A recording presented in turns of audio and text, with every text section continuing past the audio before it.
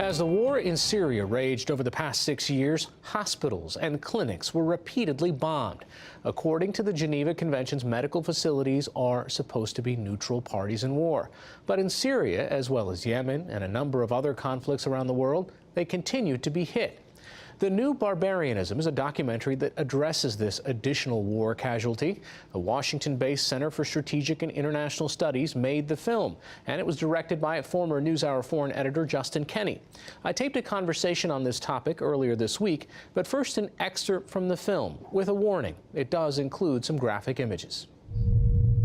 By April 2016, half of Aleppo's population of 3 million were gone, displaced, in flight, dead or injured.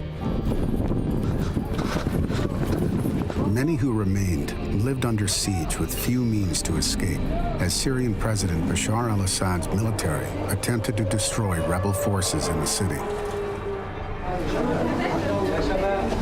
Aleppo's medical community, targeted and in collapse, struggled to continue. Dr. Mohammed Wasim Muaz, one of the city's last remaining pediatricians, was among a small group of doctors who vowed to keep working despite the dangers. He's seen here as he began his shift at Al-Quds General Hospital. It's the last time anyone saw him alive. He was killed when aircraft struck the medical facility with missiles. We were so surprised and shocked when we saw our colleagues covered with their blood and giving their last breaths. Neurosurgeon Dr. Rami Kalazi and staff at a nearby hospital tried to save victims of the attack, including severely injured health colleagues. I don't know how to describe that. It's so hard emotionally. It's like you are losing one of your precious in front of your eyes. 55 people died in the attack. Among them, 2 doctors, 2 nurses, a technician, and a guard. This attack fits the Assad regime's abhorrent pattern of striking first responders. The Syrian government and Russia, its close partner in executing the air war, denied targeting the hospital. Hundreds of similar attacks upon civilian infrastructure followed.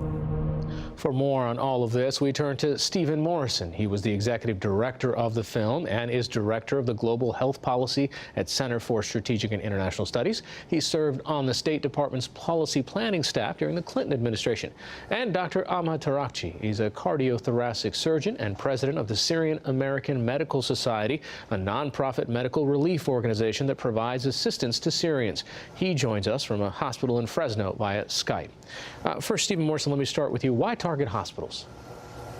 It's a very good way to demoralize a population in an area of conflict. If you take away something so fundamental to the functioning of society, you take that away, people lose hope, and it induces mass flight, and it weakens the armed enemy that you are opposing.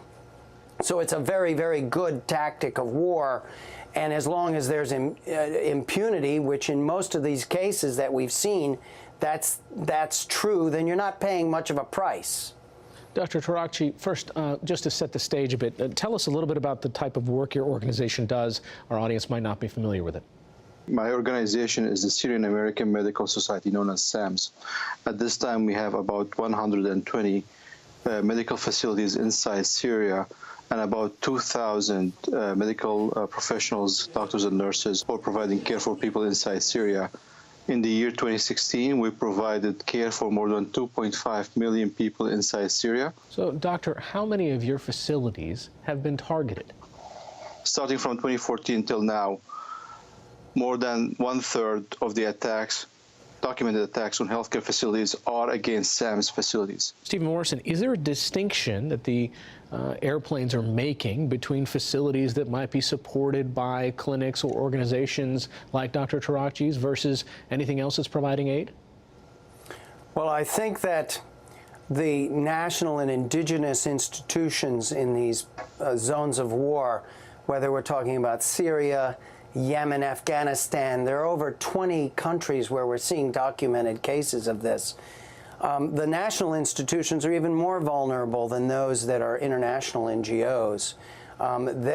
These cases go unreported oftentimes. Dr. Tarakji, can you give us an example of what happens during one of these strikes? How do you respond? I'm just going to go back to what happened in the city of Aleppo around those attacks that we just witnessed on the Al-Qudus hospital. So around that time, the city of Aleppo was completely besieged, eastern Aleppo. And the goal was to displace the people and collapse the infrastructures in the city. And as time goes on, those attacks were actually mainly waged against medical facilities. It was not collateral damage. So when we see those attacks, they follow a certain pattern. You see the attacks targeting hospitals in the same neighborhood, so the health facilities will collapse, as well as the airstrikes will start attacking ambulances and so on. So there will be no way to achieve or respond medically. What happened internally among the aid workers is they start communicating with us about documenting, reporting, and what to do next. We've seen significant courage of the aid workers that they're not running away. Actually, they're running into the risk. They're not leaving their hospitals, they're not leaving their patients, and the ambulances are rushing out despite the airstrikes to save as many people as we can. We had more than 5 attacks on the same hospital within a week until that hospital collapsed and got out of service completely. I want to ask a two-part question. One is, what sort of measures are you starting to take now? I've heard about hospitals moving into underground locations and caves. And also, what keeps your doctors going back and putting themselves in harm's way to do this work? We moved many facilities to underground hospitals, and we moved them to caves. And a few months back, we published our report showing that the casualties and the medical staff in those underground hospitals, despite the attack, has been 0. Unfortunately, the time we released that report, we witnessed the first medical staff casualty from chemical attack on our facility in Khan Sheikhoun. The other part that we did is what we call fragmenting the hospitals. So you will see, for example, the pediatrics units, it might not be connected to the intensive care unit, and you see all those units around, and that has decreased the casualties. It became a major challenge for all of us. All right, Dr. Ahmad Tarakji of the Syrian American Medical Society and Stephen Morrison from the Center for Strategic and International Studies. Thank you both. Thank you. Thank you. Thank you for the opportunity.